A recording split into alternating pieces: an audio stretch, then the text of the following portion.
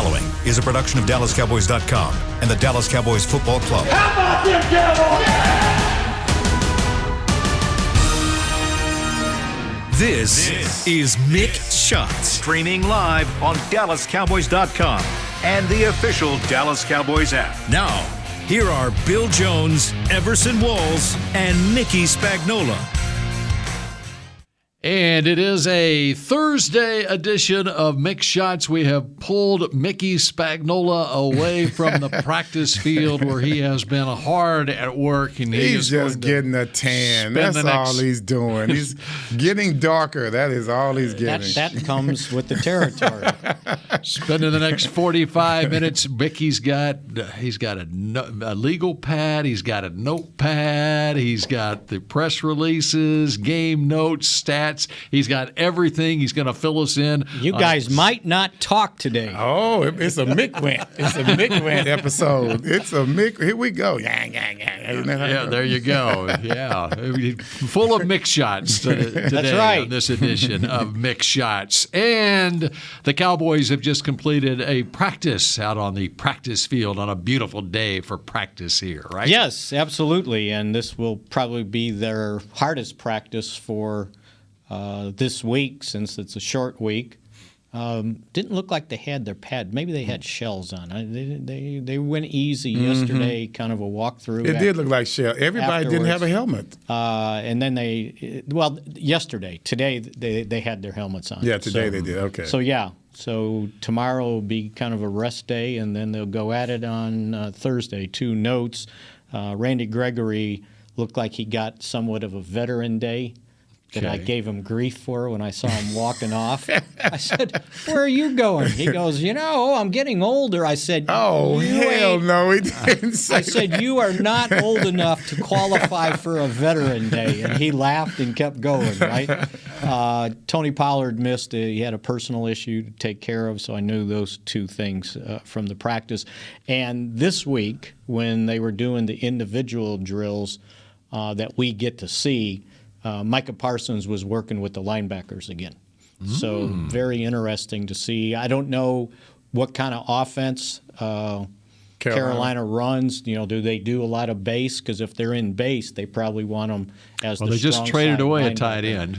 Well, they got to have another tight end, Bill. No, we can't have no tight ends. No, they do. We just traded. You're going to be like that story out of Detroit when they cut the kickers and Matt Campbell, he's not going to kick the ball. He's going for it. But actually, they like the tight end that's replacing Dan Arnold. I would imagine Tommy that's Trimble. Right. Yeah. But more likely, the reason that Parsons might be used at linebacker, they use a fullback quite a bit. Giovanni Rizzi. Oh, really? Is his name. It's from the old country? Yeah. And in fact, from the old country. In fact, as you talk, I will look up how many snaps their fullback had last week, and so that's a significant difference from what we normally see week to week in the National Football League, and that would be. I like that. And the fact the Cowboys get Bradley and I back, right?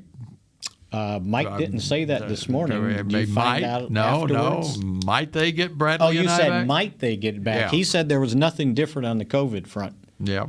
So if they do, the fact they've had a practice, their main practice today. Right. Okay. Now we're moving into Friday, and so who's playing defensive end? Maybe they liked what they saw from Chauncey, Golston, Basham. Yeah, I was going to say Basham. Gregory. And then Gregory. And it's hard not to like anyone that got into the game against the Eagles because their entire front line was getting decimated. So, but it looked like, just now they can change, but I don't think they would practice just to fake us out. Oh, they're going to report he's at linebacker, but we're really at defensive end, right? So there must be something that they saw in the Carolina offense that the fullback Giovanni Ricci, Ricci. There you go, Giovanni Ricci.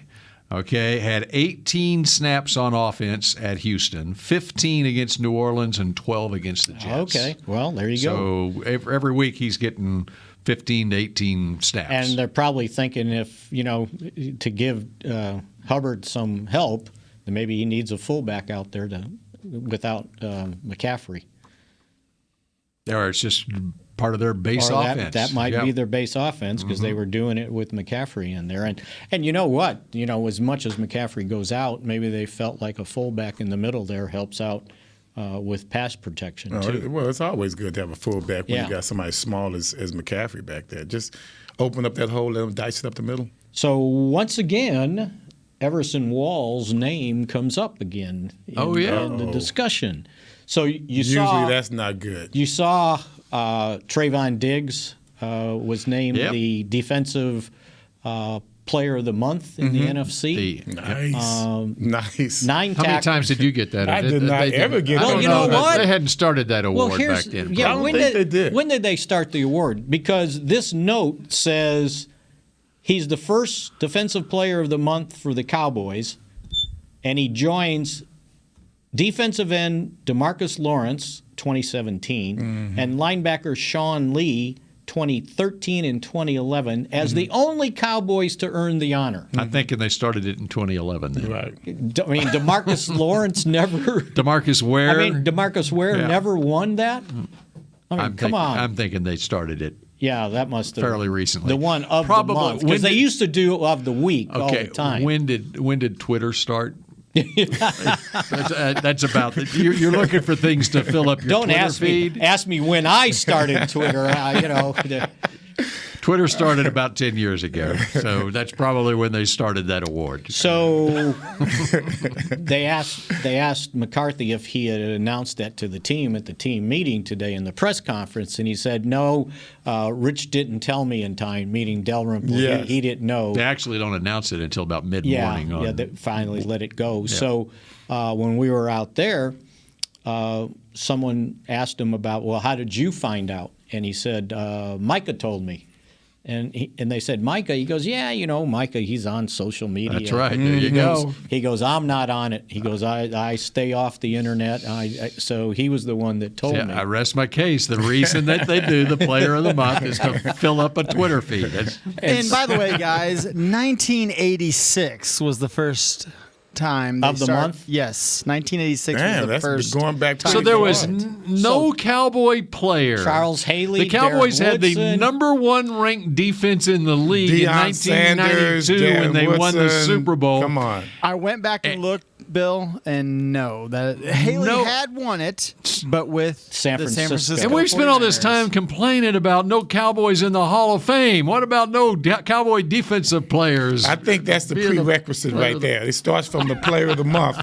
Player of the Week first, then Player of the Month. If you don't get that, if you're shut out of that, That's right. then you're not going to be part of the legacy of the NFL. Charles Haley has actually won it twice, by the way. Twice with for San Francisco. With San Francisco. Well, you know what? That 92 season, and I don't know if anybody has a media guide, but I want to say they ended up with the #1 defense, and I don't know if they had even a player named to the Pro Bowl that year. But you should be able to find that out real quick. Interesting. Which is, I think that's what I remember seeing. And if it was, And that was in 92. 92 was 1 or 2 maybe at the most, because Darren Woodson wasn't starting at that point. Well, it wasn't until the playoff run in 92 before everyone realized the Cowboys had a Super Bowl team. Yeah, right. I knew it. Early that season, you remember the Monday night game, which is, we're probably looking at pretty close to 30 years ago right now. It was the first week of October, 92, be 29 years ago. There was the Monday night game at Philadelphia where the Eagles just killed them. 31-7. There was a big celebration before the game out there. Yep. In fact, this is how TV has changed and just the way the media covers the NFL. I spent the entire week out in Philadelphia covering that leading up to the game. Yeah. For a regular season game, a Monday night game, and we spent 4 or 5 days. And this was in Philly. In Philly, and beat writers from here would go and cover the opposing team. I mean, I spent the whole week going into the Eagles locker room that week. Whatever. That's how we covered. So this is 1992. Okay, so when was Kmart's? That was 91. 91 when they won got the back division. Into Yes. They got back that into was the playoffs. December of very 91. cool. No, they qualified as a wild card. That was very cool. That's when they lost to Detroit that year. They beat the Bears and then lost to Detroit. So 92 Pro Bowl. Okay, 92 Pro Bowl. Oh, I was looking at 82. I was Randy White wasn't there. All right. 92 Pro Bowl. You had these fine defensive players for the Cowboys. Troy Aikman, Michael Irvin, Nate Newton, Jay Novacek, Emmitt Smith, and Mark Stepnoski. You are exactly right. There were no defensive players. Not one. Yeah. And they were the number one defense. Okay, well, about 93. Now, 93, I bet there was a breakthrough. Well, that's when you had Thomas Everett. and the Russell Maryland. Yeah. Ken Norton. That's it. And that's it. There were 3. How about 94? Because 94. they were number one again in 94. Charles Haley. This is when they started coming. Leon Lett. Darren Woodson. That's 94. There's 3. Okay. 95. Charles Haley. Darren Woodson, 2. So when did Dion make it? 95. 95 was his showed up first for a year. half a season. Gotcha. Yeah. Okay, Okay. So okay. then things started falling half off a from season. there. All right. And so Yeah, went off the rails by then. Sounds like 85. my After other 85. my other good Mick shot on Trevon Diggs was they asked him if he was aware that if he knew that he was the first player since '85 when Everson Walls had 3 interceptions, 1 in each of the first 3 games, and you were the next player to do that. Did you even know who Everson Walls was? And he goes, I Googled him. I Googled it. Wow. So you got Googled. I got Googled. And my ears were burning yesterday. I was wondering what the heck was So going on. he Googled him here in the last couple of days, or When he found out today about, or when he found out about it, and they said that was since '85, and they said, "So you never met him?" He goes, "No, never met him. Never yet." heard of me. Yeah. Never heard of me. I mean, with all my pictures around here, God, they should. He should know. I mean, I've got so many. I mean, I'm in the locker room and all of that. I mean, all up and down the wall. 3 or 4 or 5 times in the stadium. I mean, you can find my picture on one level. That's right. Everybody's heard of Emerson Walls. But it doesn't have Did he call me Emerson? Let's just. That's a good thing. Did he call me Emerson? No, he did not. When I Googled him, they don't have they your- spelled it wrong. They Your with a V. your name's not with the picture, probably. Probably not. It's like, okay, you know who you are. These young guys. Plus, they're not walking around this side of the They are building not. either. Right? I have walked through that locker room and didn't draw not one look several times. So, no, these young kids are into social media, just like you said. They're into Twitter. You should have had Player of the Year for '81. Yeah. Now they were too busy telling me what I didn't do. That's the way. That's the way it was in the '80s. But Pro Bowl? Everything was Pro about Bowl? what you didn't do. Yeah, of course. Pro Bowl. Pro Bowl, So yeah. your name's on the wall there by the locker room Yeah, I would imagine. I don't know. where the cornerbacks are, and they list all the guys that I were haven't Pro even seen Bowlers that. at those positions. I have not seen You that. ain't walked that far yet? I have not. They don't let us go back. Well, you can't get there now. Right. Hey, I couldn't get back there then. Okay, so let's just be real. So that was, that was very cool, though. Yeah, that was interesting. Very cool. Look, I'm looking at David Moore just sent me a text. Said Diggs said he Googled you. Tell him he's late on the news. Yeah, he said he Googled you. That's Googled too him. funny. Oh, that's good. Damn, I'm a relic. I'm getting Googled. So, and what I thought it's a weird thought, but when he had the pick 6 the other day, and especially Monday Night Football, I said, well, he's just running himself right into the Pro Bowl. That's right. Third game of the season, and Trevon Diggs just won him a spot in the Pro Bowl. And they were trying to bring up Surtain. I think he ended up getting an interception or 2 this year, and they've been trying to pump him up. But when Diggs did that on Monday night, they just you put do him it in a far prime ahead of time everybody game, else. and Yes. and especially the fact that he's got one in every game so far. Yep. And the other, I mean, that wasn't the only play made in that game. I mean, I was thought he making had plays more than 3 pass breakups, but that's what Spags said they gave him credit for. He was all over the field. At first, it started off kind of weird. He's letting the tight end kind of shake him down in the beginning of the first drive. I didn't know what the heck that was. He let a tight end beat him across the middle. He slips, and I think it was Goddard. He goes another 20 yards after that. But no more problems after that. Okay. He said, they asked him what he thought about it. He said, it's an honor. I really appreciated it. He goes, but I got to focus. I want to win it again. That's right. How about that? Okay, he wants to win it again. Okay, and he does have that, I guess, on Everson since the award didn't get started in 1986.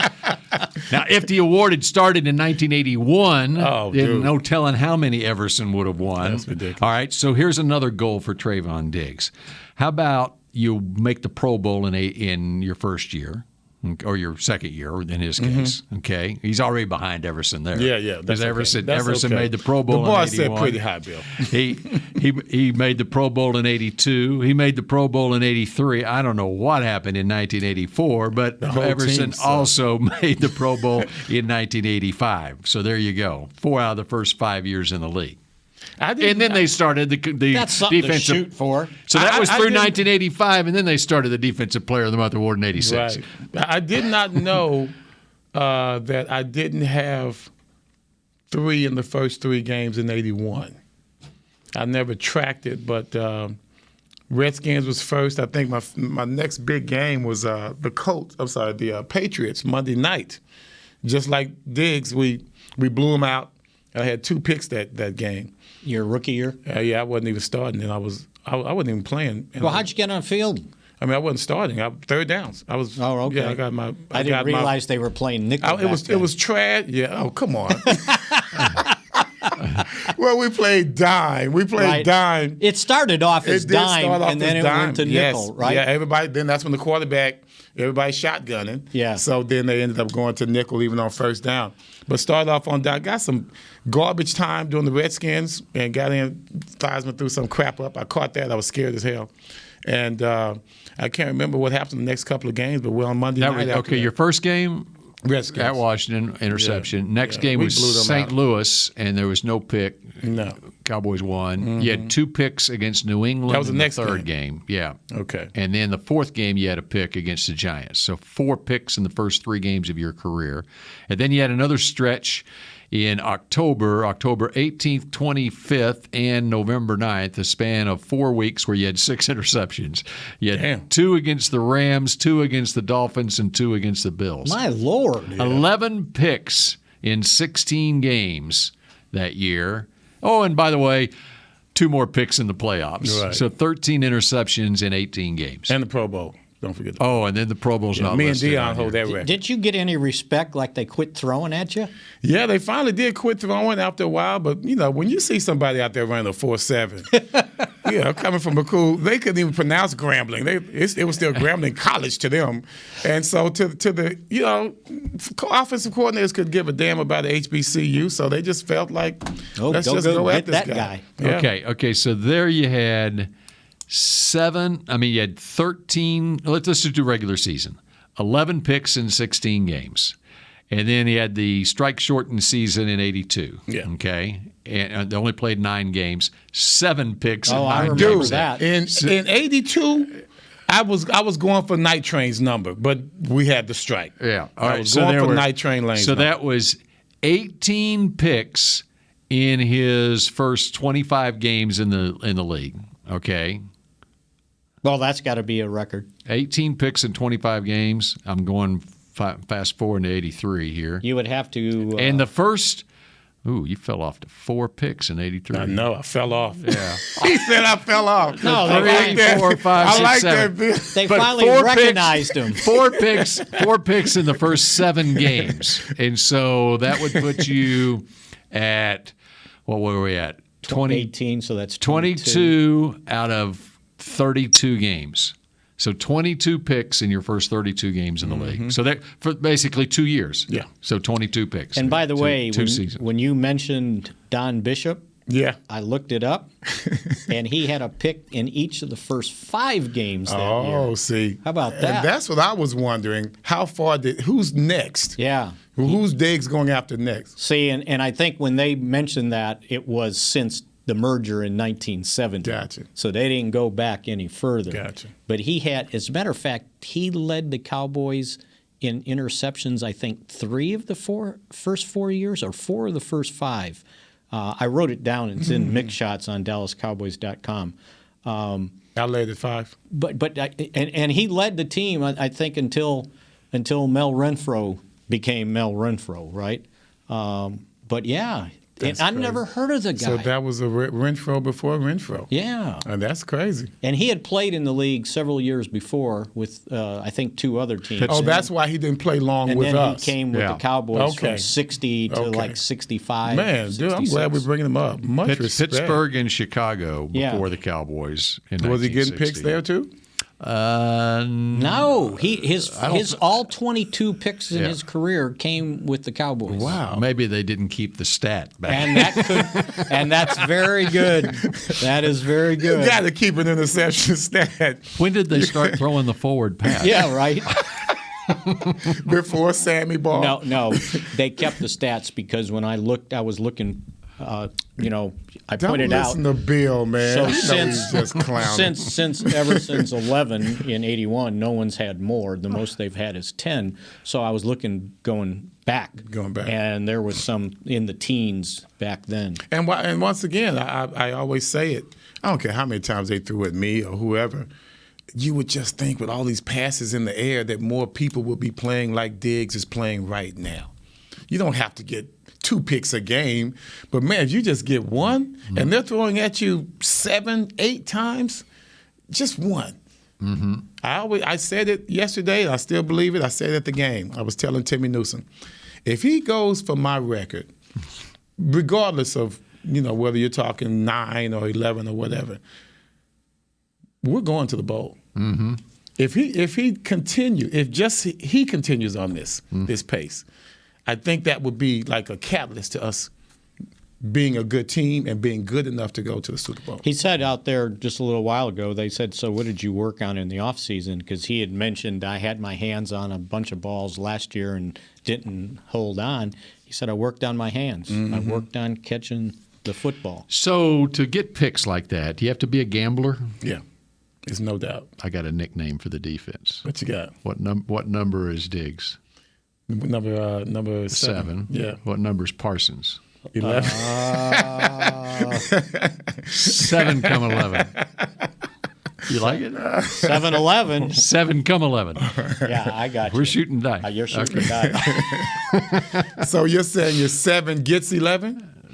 Or you're just 11. Talking Parsons. I like if 7 gets 11. There you go. If 7 gets 11, then we're going. There's definitely an endorsement deal coming for Trevon. If 7 gets 11, we're going to heaven. All right. I like that. There you go. I like it. All right. We continue with more mixed shots in a moment. Honey, big news. Gary, are you okay? Oh, I'm not Gary anymore. I'm Jackie Flash. What? See, I want the latest smartphone, but the best deals are only for new customers. So, to get a new customer deal, I changed my name to Jackie Flash. Okay, but the best smartphone deals at AT&T are for everyone, new and existing customers. That's huge. Then guess who's getting a deal? Is it Jackie Flash? Jackie Flash. It's not complicated. At AT&T, our best smartphone deals are for everyone. Restrictions apply. Visit att.com for details. The Cowboys way, where 16 Hall of Famers and 5 championships shows us what success looks like. Where turkey is always the second best part of Thanksgiving Day. Where we are all defined by one single thing, the star. Where we as fans know it's our job to keep the tradition going. Bank of America is proud to be the official bank of the Dallas Cowboys and to support the quest of living life the Cowboys way. Copyright 2020, Bank of America Corporation. Hey, Cowboys fans, ready to spice up your next watch party? Bring Yo Quiero guacamole and be the game day hero. Yo Quiero means I want, and we know you want great, fresh-tasting, ready-to-serve guacamole for your home gating and tailgating events. Made with real avocados and the perfect blend of spices, it will be the star of any party. You can find us at your local Albertsons or Tom Thumb in the deli section. If you can't find it, talk to your store manager and tell them, Yo Quiero guacamole. It's game day. You know what that means. First, kebab prep. Steak, pepper, onion, steak, pepper, onion. Next, a counterclockwise lap around the room. Now the lucky grease-stained jersey goes on. And lastly, the dance. You know the one. This is a game day ritual no matter where you are. Whether you're traveling to the game or watching from your favorite vacation spot, book a place to stay on Hotels.com and keep the tradition alive and well. Hotels.com. proud partner of the Dallas Cowboys. Back to Mick Shots.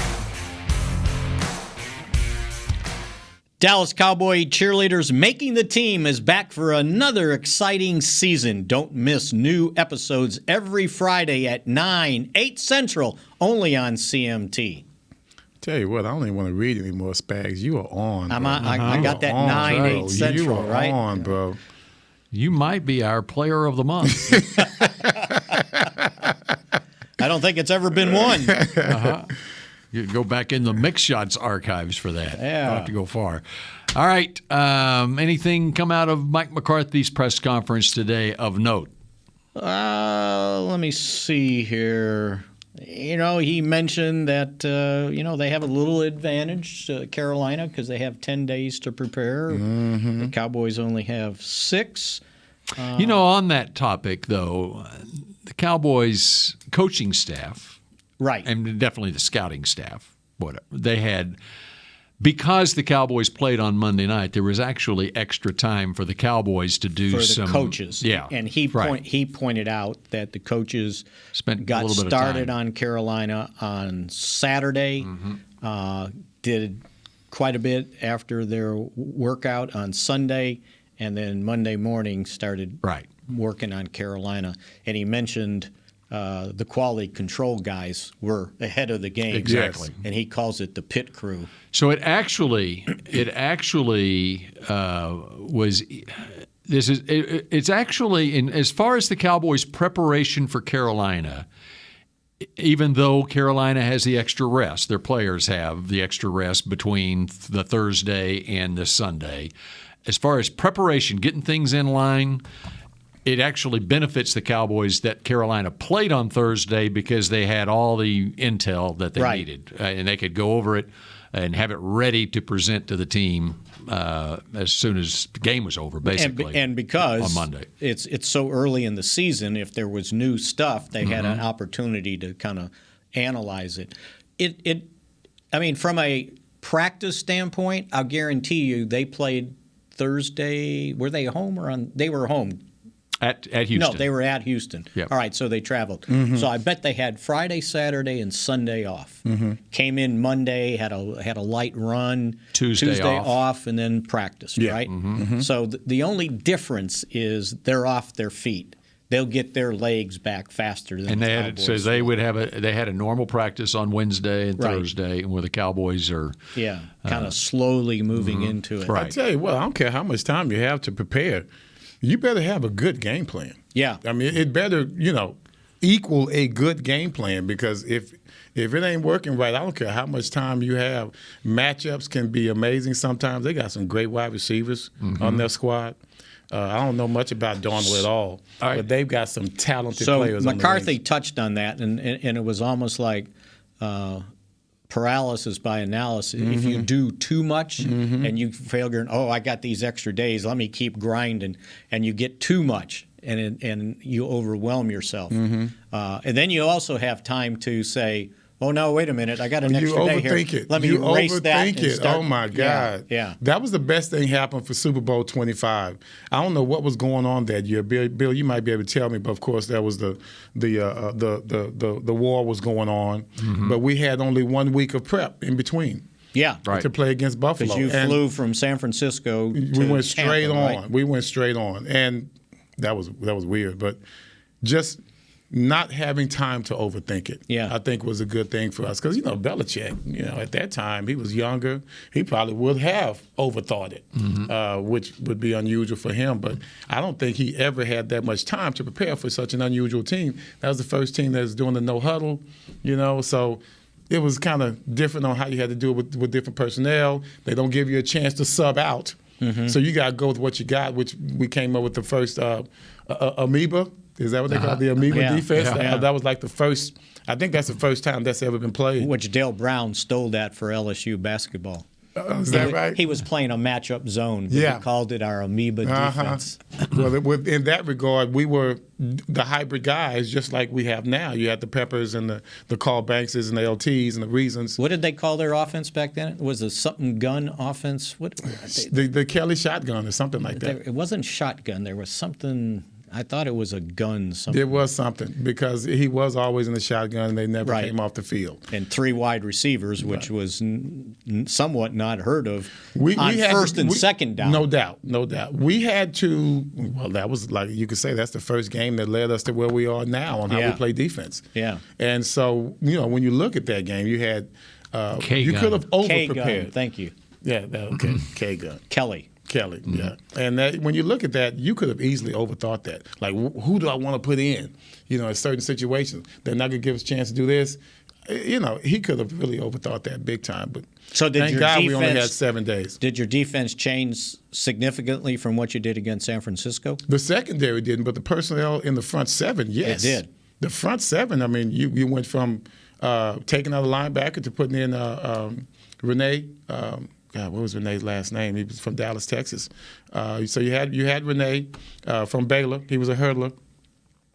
And we had our Perry Williams was at corner, and they had me at safety. So that's kind of how we played it the entire game.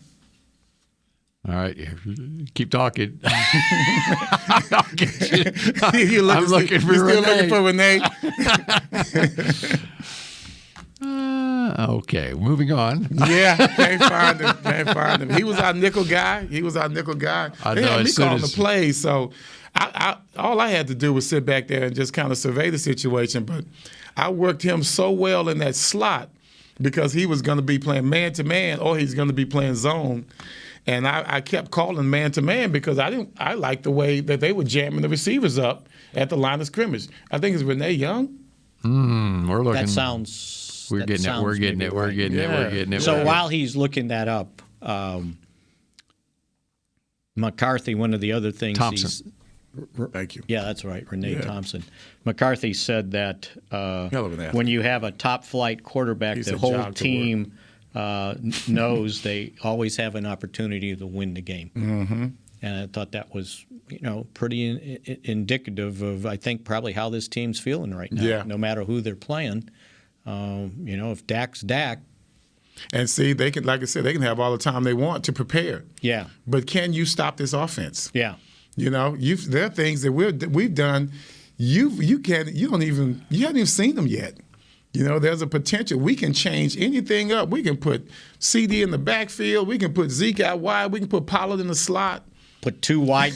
Put 2 offensive linemen out wide with the wide receivers and a tight end. We can do anything, and we can still hit a 6-yard pass. Yeah. We can still hit a 4-yard pass. We can still make it 7 and long. We can still make our drives manageable, and that's in the best case scenario. So what do you have to look at? How well is that offensive line going to hold up?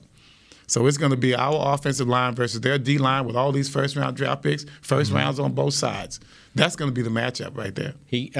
Tyron Smith did a deal out there and did an interview. Mm-hmm.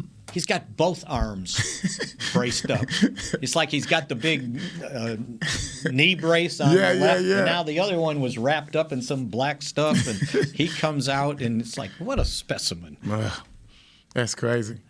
He doesn't even look real. How many interviews has he done this season? He's been doing it almost once say, every week or twice a week, or once every 2 weeks. Yeah. For the first 8 years of his career, he probably did one interview. You know what? There was like how you have the invisible dog fence around your house. It was like that fence was around his locker. And it wasn't. You didn't get past. But it wasn't because he was rude or he just didn't like doing it. Right, and everyone understood that he didn't like doing the interviews, and so it was a sign of respect from the media, even that and because that people he's so nice, they could see that he wasn't a mean person. You can see he's just a nice And every person. once in a while, you could walk over there, and if you were by yourself, you could throw something at him, and he'd smile and he'd give you an answer, and you didn't need a tape recorder because it wasn't long enough that you could write it all down, right? But he was nice about it, right? I have a video of him dancing, by the way. Really? Yeah, I went on a trip with him to an island, one of those cowboy islands. Well, I hope you didn't take any pictures of me that time. You've saved it on your phone? You damn right I have it on my phone. I sure do. This must be a good dance. I'm not going to show it to you today. Okay, so when we come back here on Mick Shots, we'll show you Tyron dancing. And I will tell you, Renee Thompson, he went to Thomas Jefferson High School Yes, in he Dallas. did. When That's we my come dude, back in a man. moment, will Everson show Tyron dancing? We shall see. At Smoothie King, we are blending goodness to fuel your greatness. Every blend is crafted to help you achieve your health and fitness goals. Smoothie King uses only whole fruits and organic veggies. You'll never find sugary syrups or artificial flavors, colors, or preservatives. And unlike some other smoothie places, there are 0 grams of added sugar in many of our blends. Smoothie King is proud to be the official smoothie of the Dallas Cowboys. Place your order in the app or online for pickup or delivery. Smoothie King, rule the day. Hey, Cowboys fans, ready to spice up your next watch party? Bring Yo Quiero guacamole and be the game day hero. Yo Quiero means I want, and we know you want great, fresh-tasting, ready-to-serve guacamole for your home gating and tailgating events. Made with real avocados and the perfect blend of spices, it will be the star of any party. You can find us at your local Albertsons or Tom Thumb in the deli section. If you can't find it, talk to your store manager and tell them, Yo Quiero guacamole. The Cowboys way, where 16 Hall of Famers and 5 championships shows us what success looks like. Where turkey is always the second best part of Thanksgiving Day. Where we are all defined by one single thing, the star. Where we as fans know it's our job to keep the tradition going. Bank of America is proud to be the official bank of the Dallas Cowboys and to support the quest of living life the Cowboys way. Copyright 2020, Bank of America Corporation. Hi, I'm Clint Tillison with United Ag and Turf. Before you can park yourself in front of the game, park yourself in a John Deere and power through your chores. Our Land Run package is a 1025R, 25 horsepower tractor with a loader, rotary cutter, and a box blade for $229 a month. And the price you see is the price you'll pay, no surprises. So don't miss another kickoff. Visit UnitedAgAndTurf.com. Offer ends February 1st, 2021. Restrictions apply. See dealer for details. Now let's get to work. Back to Mick Shots. Cowboys Nation can join the fight against cancer with 2021 Crucial Catch gear. Every dollar of NFL royalties from this collection will be donated to the American Cancer Society. Visit your local Dallas Cowboys Pro Shop or log on to shop.dallascowboys.com. A Fanatics experience. Yeah, man, I'm not going to give you any more credit. When we thought you had crossed over, you fell back. Donate it just didn't come out well. If you're going to donate, you got to donate. Okay, what concerns you the most about the Carolina Panthers? I guess the defense. Mm-hmm. I just got to know if it's for real. And maybe we'll find out. This is going to be their biggest test, right? They've got some pretty good pressure players up front. So can the Cowboys' offensive line, handle them and give Dak time to operate, give Zeke room to roam? And if they can, then I don't know if the defense is that good, or we'll find out if it is, right? Will they play it straight? Can they play just match up and not overload to stop the run, or overload to stop the pass and take their chance with the other area of the offense? This is a game I'm glad we're playing at home. Yes. I am glad we're playing it because this is a well-coached team. And when you have confidence, when you've built that confidence, I don't care who you're playing against, you've built that confidence. We have to show them that we are the more experienced team. And unfortunately for the Cowboys, it's a noon game. So the fans, as Jimmy used to say, do what you ever need to do to get ready. And late arriving crowd. You remember the Sunday noon games at Texas Stadium? I hated them. People were coming right from church. I hated them. And they acted like they were at and church. And they went to the 7 o'clock service. Yeah, so right. They could make it for the noon game. People would come dressed from church right to the game. The crowd was so much different at Texas Stadium. Well, yes, it was. It changed a little bit even when Jerry bought the team. The makeup of the crowd changed, whatever. It got louder. Rowdier, a little rowdier. That's right, yeah. But and success. And I kind of like that because we were a little bougie in Texas Stadium. They sit back like, impress me. Yes. It was like going to a play. Right. I never did like that. Well, they had that video board that had you couldn't even see the video on it. But that was no different from any other stadium. I mean, but it was like the first with a video board. It was like electronic. It was an electronic video board with little bulbs on there. It was supposed to be video on there, and so we looked. We just sat back and it was like enjoyed. A Christmas tree ornament or something. That's right. So did you go to games on Sunday? Yep. You know what usually happened is we didn't have season tickets or anything. I'd usually, because I grew up in Irving, which was, literally 3 miles from the stadium. And I'd get a call from someone at 10 o'clock on Sunday morning, hey, you want to go to the game? We're going to the game. Yeah. And they'd come by and pick me up and drop us off at University of Dallas. The UD campus is right there, and go down that hill right to the stadium. Right.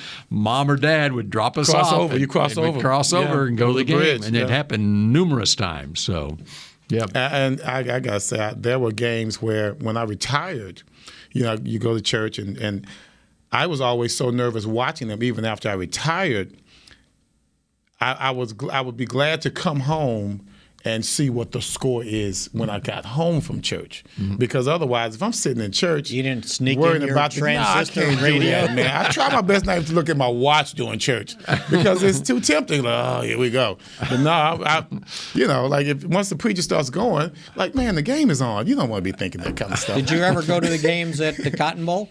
Oh no. No, I did. I was on the north side. You couldn't go that far? I just didn't. I had relatives there. I just didn't have time. I didn't have any transportation. I was 13 years old. What the heck am I doing at Texas Stadium? I was 12 years old. I was 11, 12 years old. I'm not going. Not riding your bike that far? No, I'm not riding my bike down Central. At that time, Greenville. It was Greenville, right? That's right. By the way, we're coming up on the anniversary of the first game ever at Texas Stadium, which it was October of 1971. Mm-hmm. Yeah, so it's we're the big anniversary. We're talking 50-year anniversary. It was like first or second week in October, right? Yeah. And that's what you got that book for. It was not Mickey's memory. It was against New England, 1971, and it was October 24th. While you're looking, when did we play them in the playoffs? We played San Francisco, I believe, in the playoffs. At Texas Stadium? At Texas Stadium, if I'm not mistaken. In 1971, yes. It was the NFC Championship game. I was at that game. Okay. And the opening kickoff, San Francisco returned it for a touchdown. Wasn't that No, was... they didn't. No, they didn't. No. When was it San Francisco? That was a 14-3 Cowboys win in 71. Might have been the next year. Okay. Because Dick Nolan was the head coach then. And the number 22. The next year was the 30-28 game at San Francisco. At San Francisco. Yeah, right. Yeah. What game am I remembering? Number 22. I remember this. Vic Washington. Vic Washington. Yeah. Okay. When did he return the kick on us in the stadium? Wow, I mean, that's a lot of it's stuff. It's not going to be in there. Never mind, I'm sorry. You don't have to worry about that. I'll look it up myself. That's going to be my charge. I'm going to look that up and find out. We get that. What game? I took care of Don Bishop today, so everybody that was with me in that game, they're gone, so I can't ask them when it was. So I'm asking Bill. I'm the only one still Everybody's alive. gone. Yeah, everybody's gone. That's a shame. Vic Washington. All right, I'm got it. I'm gonna get it. Let's see. We're going kickoffs game for logs touchdowns from 71. This is award-winning radio. I know, right? Right. Yeah, they just people are probably on Twitter. I got it right here. Just look at Twitter. Nope, not that year. We're going to go to the next year, 72. Okay. And thank God we're in the playoffs every year. But they didn't play San Francisco. No, they didn't. It just seemed like they did. That'll reduce the research. Well, let me say this. The first game I went to was against San Francisco, and definitely Vic Washington returned it for a touchdown. Man, he had 5 kickoff returns for touchdowns in 1972. None against the Cowboys. None against us. So you went to Texas Stadium. Oh, yeah. Yeah. I remember the Birds up in the – the Birds were up there with us.